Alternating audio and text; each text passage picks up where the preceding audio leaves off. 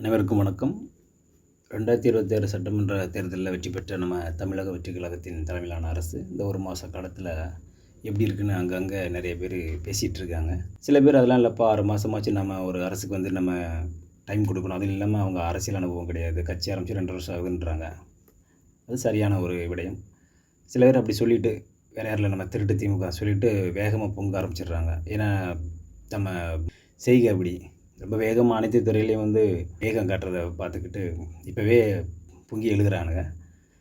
ஒரு சில பத்திரிகையாளர்கள் வந்து ஒரு சில நபர்கள் கண்டிப்பாக சில டைம் கொடுத்தாங்கன்னா நம்ம பேசக்கூடாது அப்படின்ட்டு அவங்க இருக்கிறாங்க. தான் வாஸ்தவம். இந்த ஒரு மாத காலத்தில் வந்து ஒரு அனுபவம் இல்லாத அரசுகளை என்ன செய்ய முடியுமோ அதை தாண்டி தான் பண்ணிகிட்ருக்காங்க.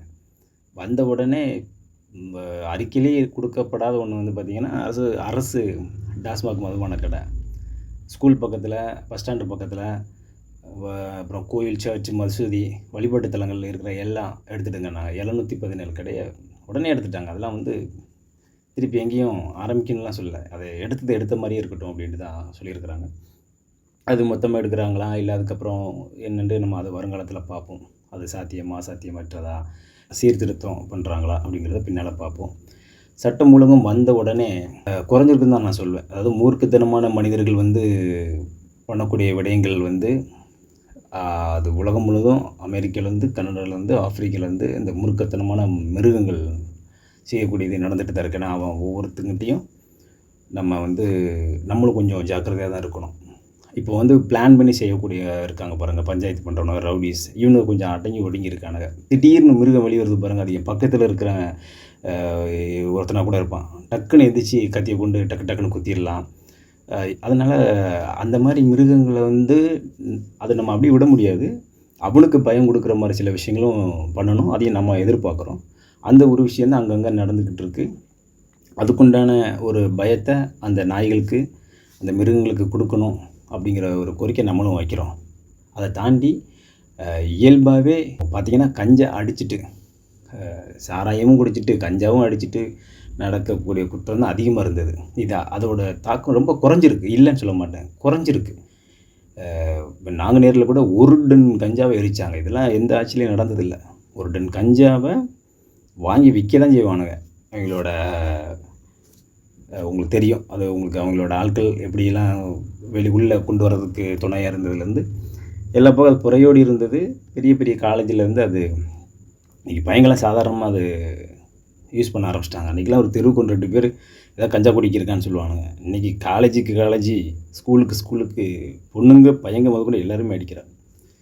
அந்த நிலைமைக்கு போன ஆட்சியில் தான் கேட்டை திறந்து விட்டதுன்னு சொல்லலாம் திருட்டு திமுக. இப்போ அது வந்து ரொம்பவே குறைச்சிட்டு வராங்க. அதோட சாட்சியாக தான் 1 டன் கஞ்சா நாங்கள் நேரில் கண்ணு முன்னால் எரிச்சது நீங்களாம் பார்த்துருப்பீங்க.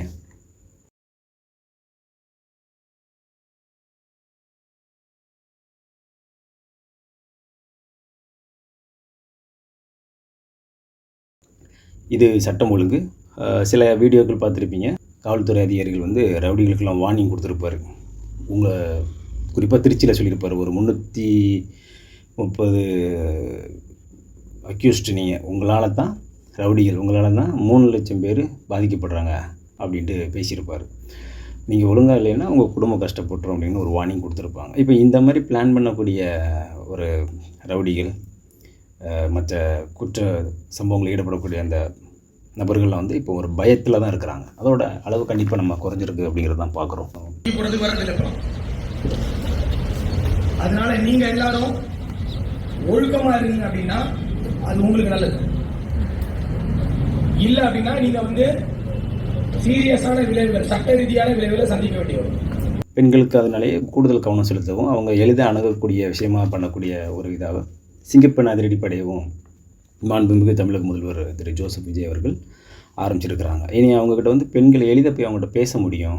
ஒரு சகோதரி போல், ஒரு தோழி போல் பேசி அவங்கக்கிட்ட பழகக்கூடிய ஒரு அமைப்பை ஏற்படுத்தி மாண்புமிகு தமிழக முதல்வர் கொடுத்துருக்குறாங்க. இதெல்லாம் சட்டம் ஒழுங்கில் நிறைய சீர்திருத்தங்கள் முன்னேறிகிட்டே இருக்குது. இந்த ஒரு மாத காலத்தில், அதாவது அமைச்சரவை ஆட்சி அமைக்க உட்காரணும், பேப்பர்ஸ் எல்லாம் பார்க்கணும், உங்களுக்கு தெரியும் கூட்டணி கட்சிகள் அவங்களுக்கு பங்கீடு, இப்படி பல தலைவலிகளுக்கு நடுவில் தான் இந்த ஒரு மாதத்தை நம்ம சொல்லிகிட்ருக்குறோம். இந்த ஒரு மாத காலத்துக்குள்ளேயே இவ்வளோ விஷயங்கள் முன்னேறி போயிருக்குங்கிறது எதிர்க்கட்சிகளுக்கும் பல திருடர்களுக்கும் அள்ளு விட்டுருக்கு. அதனால தான் அவனை வந்து இந்த குதிக்கிறாங்க. நாங்கள் அதை எங்கள் சைட்லேருந்து சொல்கிறோம், அவ்வளோதான். நாங்கள் வந்து இந்த அளவுக்கு எடுத்துகிட்டு போயிருக்கோம். இது பெருமை தான்.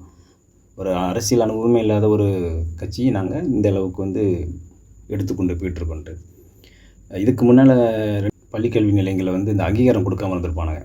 ஏன் அப்படின்னா, அங்கீகாரம் கொடுக்கணுன்னா அவங்களுக்கு கொடுக்க வேண்டியதை கொடுக்கணும். அதாவது அங்கீகாரம் பெறாத பள்ளிகள் ரத்துன்னு செய்தியில் வந்திருக்கும். ஏன்னா அவங்களுக்கு கொடுக்க வேண்டியதை கொடுத்தா தானே அங்கீகாரம் கொடுப்பாங்க. அங்கீகாரம் பெறாத பள்ளிகள் ரத்து. நமக்கு என்ன தெரியும், இவங்க ஓவராக வசூல் பண்ணுறாங்கன்னு. இங்கே என்ன விஷயம் கேட்டிங்கன்னா, இவங்களுக்கு கொடுக்க வேண்டிய லஞ்ச லாவணியமே அதிகமாக இருக்குது அங்கீகாரம் பெற. இது சில பள்ளிகள் அது வேறு மூலியமாக வசூலிக்கவும் அதிகமான கட்டணங்கள். இது போக திருட்டு திமுகவோட கல்வி நிலையங்கள் அதிகம், அது உங்களுக்கு தெரியும்னு நினைக்கிறேன். அதிமுக அதுக்கு அடுத்த நிலையில் இருக்கும். இவங்களே பள்ளி கல்வி நிலையங்களில் பெரிய கல்வி தந்தைகள் உங்களுக்கு தெரியும் வச்சுருக்குறாங்க. இப்போ கட்டணம் அது அங்கீகாரத்துக்கு பணம் கொடுத்தாலும் கொடுக்கலாம், அது ஒரு சில பேர் வந்து அந்த கட்டணம் அதிகமாக வச்சுருக்காங்கிறது எல்லாருக்கும் தெரியும். இங்கே நம்ம நாட்டில் வந்து கல்வியும் சரி மருத்துவம் சரி வியாபாரம் ஆக்கிட்டாங்க. அதற்கு இந்த ரெண்டு பேரும் தான் ரொம்ப பெரிய பங்கு. இப்போ அந்த பள்ளிக்கல்வித்துறையில் வந்து மாண்புமிகு அமைச்சராக பொறுப்பேற்றிருக்கிற திரு ராஜ்மோகன் அவர்கள் வந்து ஒரு உத்தரவு போட்டு அதை மேற்கோள் காட்டினார். யாரும் அங்கீகாரம் பெறதுக்கு ₹1 கூட நீங்கள் கொடுக்க வேண்டாம் அப்படின்ட்டு. அதே மாதிரி பள்ளி கல்வி நிலைய நிறுவனர்கள் எல்லோருமே பேட்டி கொடுத்தாங்க, பார்த்துருப்பீங்க. இதுக்கு முன்னால் இப்படி நாங்கள் பார்த்ததில்லை, ₹1 கூட கொடுக்காம நாங்கள் அங்கீகாரம் வாங்கியிருக்கோம். இதுவே எவ்வளோ பெரிய மாற்றம் தெரியுமா? தமிழ்நாடு கல்வித்துறையில் என்றும் இல்லாத இன்றைக்கு என்னுடைய கல்வித்துறையுடைய அமைச்சர் மதிப்பிற்கும் மரியாதைக்கும் உரிய திரு ராஜ்மோகன் அவர்கள் இன்றைக்கு தமிழ்நாட்டுடைய வரலாற்றிலேயே என்றும் இல்லாத அளவுக்கு இன்றைக்கு எங்களுடைய 1000 பள்ளிகளுக்கு நமக்கு தொடர் அங்கீகாரத்தை எங்களுக்கு எல்லாம் வந்து ₹1 செலவு கூட இல்லாமல் அனைவரையும் அழைத்து அவருடைய கரங்களாலே கொடுத்திருக்கிறார். உண்மையிலே இது வந்து மிகவும் பாராட்டத்தக்கது. நம்முடைய முதலமைச்சர் திரு ஜோசப் விஜய் அவர்கள், மாண்புமிகு ஜோசப் விஜய் அவர்கள் அவருடைய ஆணைப்படி தமிழ்நாடு தனியார் பள்ளிகளுடைய தொடர் அங்கீகாரம் வந்து கிட்டத்தட்ட 1000 பள்ளிகள் மேலே 2 ஆண்டுகளாக கொடுக்கப்படாமல் அப்படியே தேங்கி கிடந்தது. இதை அனைத்தும் வந்து இவருடைய முதலமைச்சர் அவர்கள் பொறுப்பேற்றவுடன் 1 மாத காலத்திலேயே அத்தனை பள்ளிகளுடைய தொடர் எடுத்து எங்களுக்கு வந்து ரினிவல் செய்து நேற்று வந்து என்னுடைய அமைச்சர் அவர்களுடைய கரங்களாலே கொடுத்திருக்கிறார்கள். 2 பரதேசிகளும் பணத்தை கண்ட பேயா வருவானுங்க. அதுக்கு கீழே இந்த அதிகாரிகளை கையில் வச்சுக்கிட்டு அவனுக்கு இந்த கவர்மெண்ட் வேலையை போக இந்த ஊர் காசை திருடி புரோட்டா பிரியாணி தின்னா அவனுக்கு சோறு இறங்கும் போல இருக்குது. அந்த மாதிரி தான் இருந்தது. இன்றைக்கும் கவர்மெண்ட் ஆஃபீஸில் முழுக்க பார்த்திங்கன்னா அந்த அரசு அலுவலர்களோட லஞ்ச லாவணி அளவு குறைஞ்சிருக்கு. பயப்படுறான், எவன் வீடியோ எடுத்து போட்டுருவானோ நம்ம தலை போயிரும் அப்படின்ட்டு. போன மாதம் அந்த அரசு பொறுப்பேற்று கொஞ்ச நாளில் ஒரு ஆள் விஏஓன்னு நினைக்கிறேன் லஞ்சம் வாங்குறாரு. அது ரசாயனம் தடவப்பட்ட அந்த ரூபாய் நோட்டுகளை வந்து கொடுத்து காணொலி வெளியிடுறாங்க. மாட்டிக்கிறாரு.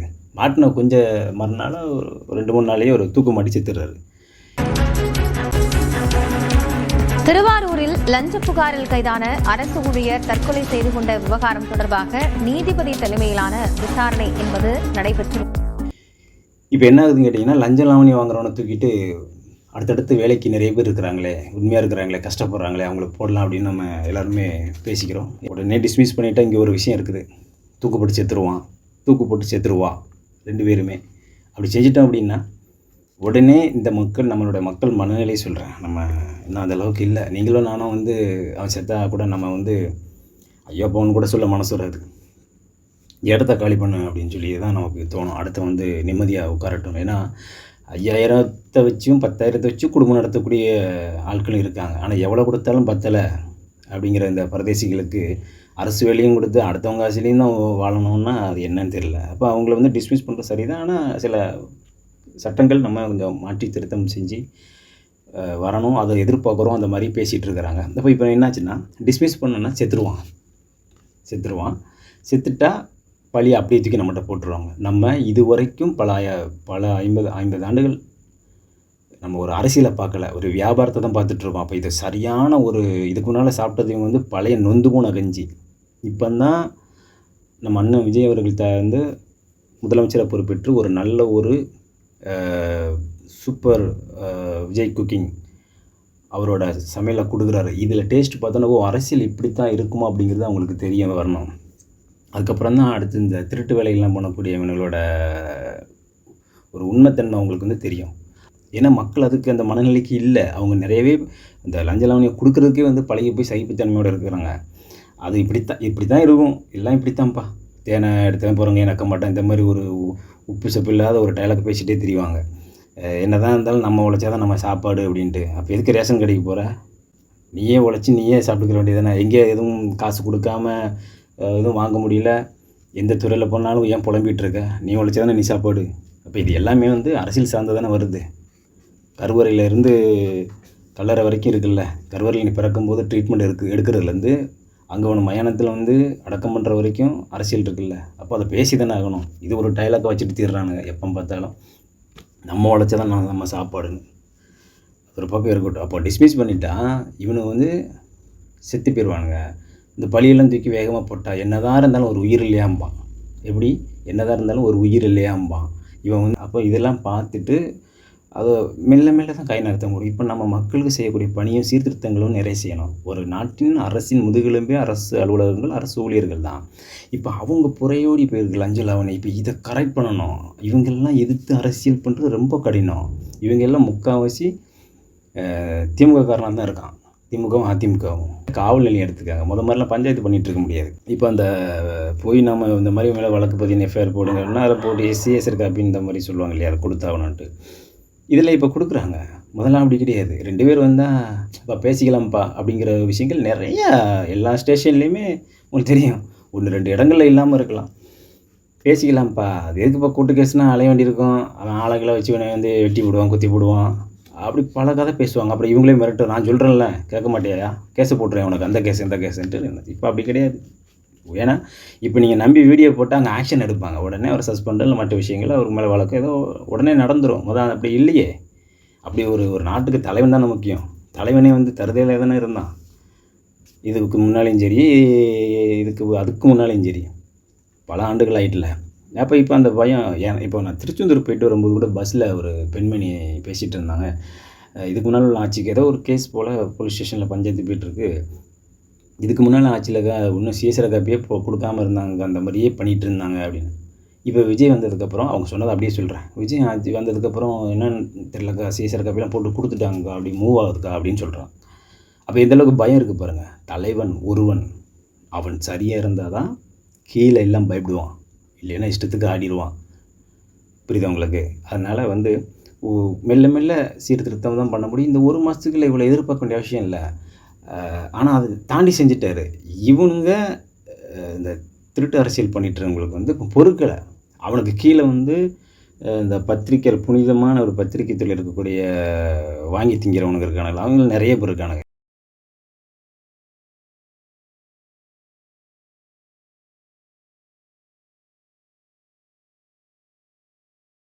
ஏன்னா திருட்டு திமுக வந்து வக்கீல் அணி, மகளிர் அணி, பத்திரிக்கை துறை, அப்புறம் ரவுடிசம் எல்லாத்துலேயும் ஏன்னா காசு அதில் ஒரு பங்கை வந்து அந்தந்த துறைக்கு கொடுத்து எல்லா பக்கமும் பக்கா ஃபவுண்டேஷன்.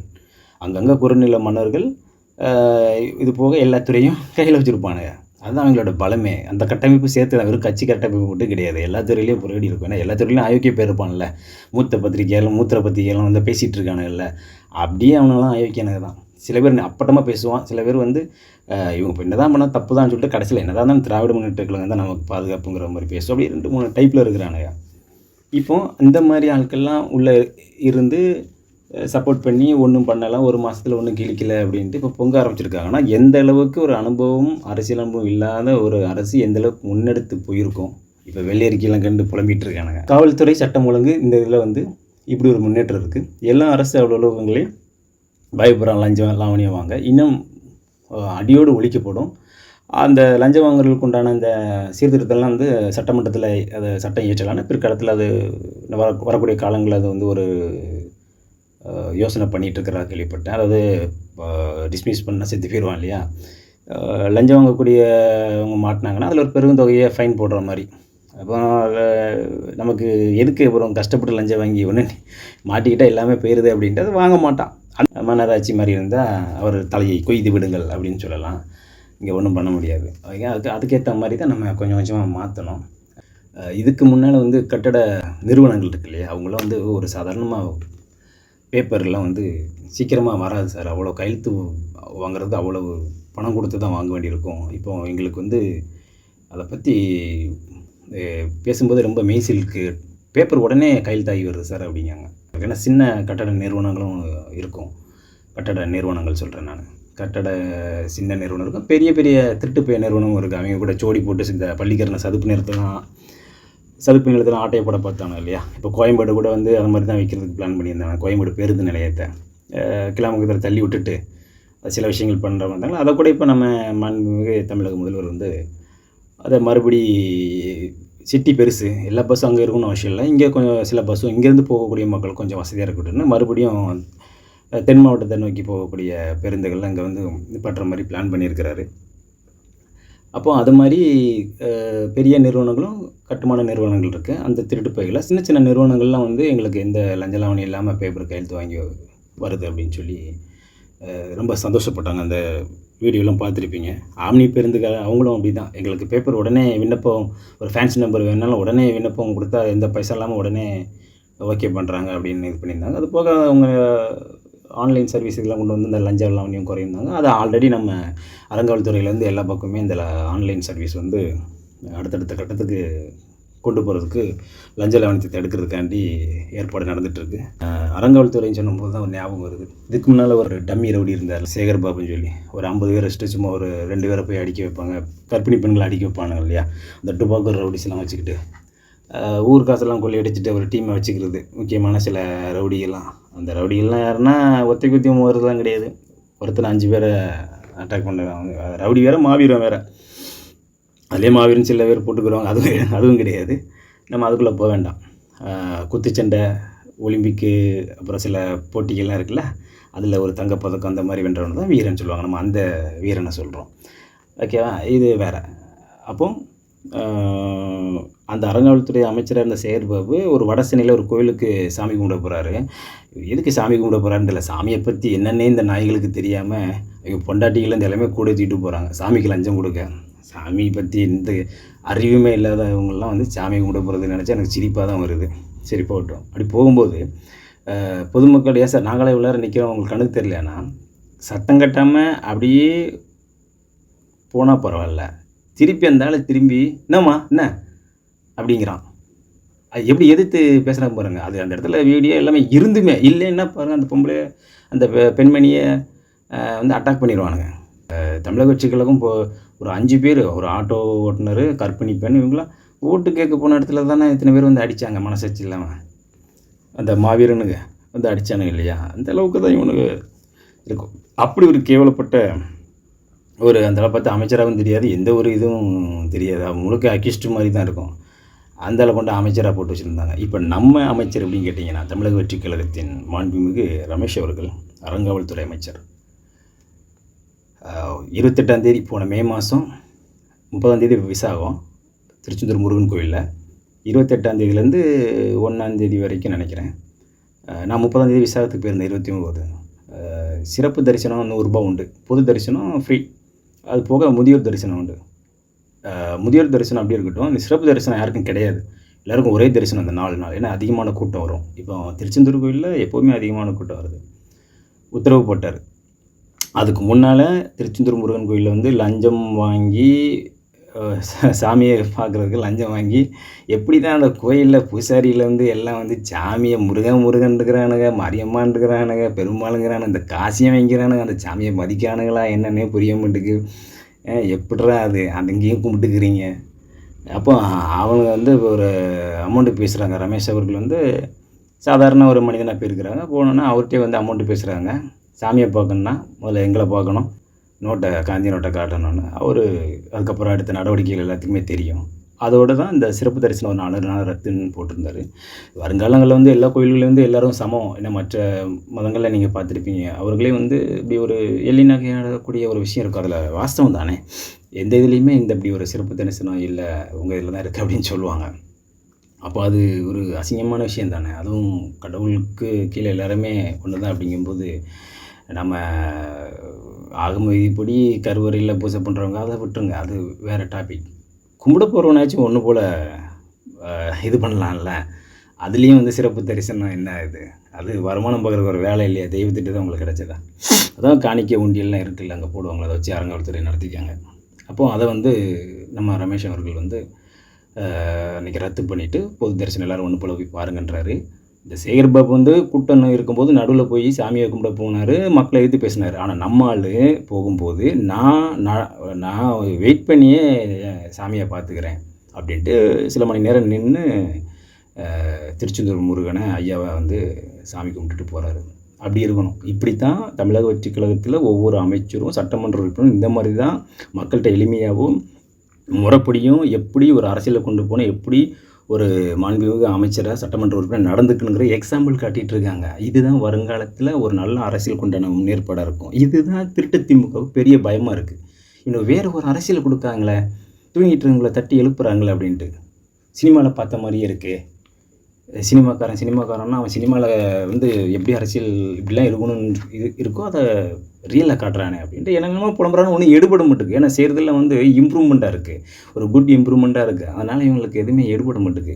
அப்போ அந்த அறங்காவல்துறை, கட்டுமான பணியாளர்களோட அந்த மகிழ்ச்சிகரமான அந்த இது இப்படி எல்லாமே ஒவ்வொரு இதுலேயும் சட்ட ஒழுங்குலேருந்து எல்லாமே டாஸ்மாக் எடுத்ததுலேருந்து எல்லாமே ரொம்ப அருமையாக போயிட்டுருக்கு. வந்த உடனே முன்னாள் முதல்வர் அம்மையார் ஜெயலலிதா அவர்கள் ஆரம்பித்த அம்மா உணவு வந்து எல்லாருக்குமே ஒரு நல்ல ஒரு இதாக இருந்தது, மகிழ்ச்சி தரக்கூடிய இதாக இருந்தது. அதை வந்து கடந்த திருட்டு திமுக அரசு ஸ்டாலின் தலைமையிலான திருட்டு திமுக அரசு வந்து அதை மழுங்கடிச்சிருந்தது. சென்னை மதுரை வயல் தொகுதி அந்த இதில் அம்மா உணவத்தை போர்டெல்லாம் கிழிச்சி எறிஞ்ச அந்த 200 பீஸ் கொத்தடிமைகள், அந்த திருடனின் அடிமைகள், திருடனின் அசிஸ்டண்ட்டு, அந்த கூட்டு களவாணிகள் அதை உடைச்சதை பார்த்தோம். இப்போ நம்ம தமிழக வெற்றிக் கழகத்தின் தலைமையிலான அரசு வந்து அதை வந்து அழகாக புதுப்பிச்சு அம்மாங்கிற பேரை அப்படியே வச்சுருந்தாங்க. அது அம்மாங்கிறது பொதுவாக வச்ச பேர் தான், அது அவங்க அம்மான்னு கூப்பிட்டதுனால அது எப்படின்னாலும், ஆனால் அம்மாங்கிறது தமிழில் முதன்மையான வார்த்தை, பொதுவான வார்த்தை. அந்த பேர் அப்படியே இருக்கட்டும், அழகான பேர். அதேமாரி சாப்பாடு எல்லாமே தரமாக கொடுத்து இப்போ மறுபடியும் நல்லா அதை இம்ப்ரூவ்மெண்ட்டாக சுவையிலேருந்து எல்லாமே ஒரு கவனம் செலுத்தி க்ளீனாக பண்ணிகிட்ருக்காங்க. அங்கங்கே ஏதாச்சும் ஒரு சில இடங்களில் குறை இருந்தாலும் அதை நம்ம யாரும் நீங்கள் பார்த்துருந்தீங்க சொன்னீங்க, அதை வீடியோ எடுத்து போட்டிங்கன்னா அதை சரி செய்வாங்க. அது மாதிரியும் நேரில் போய் சட்டமன்ற உறுப்பினர்கள் அமைச்சர்கள்லாம் போய் ஆய்வும் பண்ணிக்கிட்டு இருக்கிறாங்க. அந்த லெவலில் வந்து ஒரு இம்ப்ரூவ்மெண்ட்டு தான். இந்த ஒரு மாதத்தில் ஒரு சினிமாவில் பார்த்த மாதிரி ஒரு முன்னேற்றம் தான் தெரியுது. இங்கே வேறு எங்கேயும் இவன் அங்கே பைசா வாங்கிட்டான், இங்கே மிரட்டிட்டான், அப்படி எந்த இதுவும் வரல. ஒரு கட்சிக்காரன் ஒருத்தர் வந்து செங்கல் சூளையில் போயிட்டு 1 லட்ச ரூபா பணம் கேட்டான். சொன்னோன்னே கட்சி விட்டு தூக்குனாங்களா? விசாரித்தாங்க, அவன் கேட்டிருக்கான்னு தெரிஞ்சோன்னே தூக்கிட்டாங்க பாருங்கள். இப்படி இருக்குது இருந்ததா? இவன் 2 வயசு பொண்ணு கிருஷ்ணகிரியில் வந்து பாலியல் வன்கொடுமை பண்ணோன்னா எஃப்ஐஆர் போடாமல் வச்சுருந்தானுங்க. இது பாருங்கள், அதாவது ஒரு 10 ரூபா திருடுறான்னு தெரிஞ்சு மக்கள் சகிப்புத்தன்மை இருந்து அதை கூட விட்டுருவாங்க, இவ்வளோ நாள் விட்டுருந்தாங்க. ஆனால் இவனுக்கு வந்து என்னென்னா, அண்ணா யூனிவர்சிட்டியில் அந்த பெண்கள் அதுவும் பார்த்திங்கன்னா எஃப்ஐஆர் லீக் பண்ணாங்க. யார், என்ன சமுதாயம், என்ன ஊர், என்ன மாவட்டம்னு அந்த பொண்ணோட லீக் பண்ணாங்க. இங்கேயும் இது ஒரு குழந்தை மேட்டர்லேயும் எஃப்ஐஆர் வந்து போடாமல் இழுத்துடுச்சுது. இந்த மாதிரி விஷயங்களும் மக்களை வந்து எதிர்த்து பேசினா வந்து கேஸை போடுறது, வீட்டில் வந்து அடிச்சுன்னு இருக்குது, போலீஸ் வச்சு மிரட்டுறது, இந்த மாதிரி பண்ணும்போது தான் எல்லாம் மீறி போயிட்டு மன்னர் ஆட்சியை விட ரொம்ப கொடூரமான ஆட்சியாக போயிட்டு, அதுதான் ரொம்ப சகிச்சிக்க முடியல. அதனால் இந்த 1 மாத கால ஆட்சி நம்ம வந்துலாம் வந்து இது பண்ண வரல. இந்த நாள் வரை இந்த தமிழக வெற்றிக் கழகத்தின் எங்கள் அண்ணன் மாண்புமிகு தமிழக முதல்வர் திரு ஜோசப் விஜய் அவர்களின் தலைமையிலான அரசு அருமையான ஒரு அரசியலை நோக்கி நம்ம தமிழக மக்களுக்கு கொடுக்க முன்னேறி சென்று கொண்டிருக்கிறது வந்து எங்களை பார்த்தோன்னே நல்லாவே புரியுது. கேட்ட அனைத்து நல்லுள்ளங்களுக்கும் நன்றி. கொடி பறக்குதா?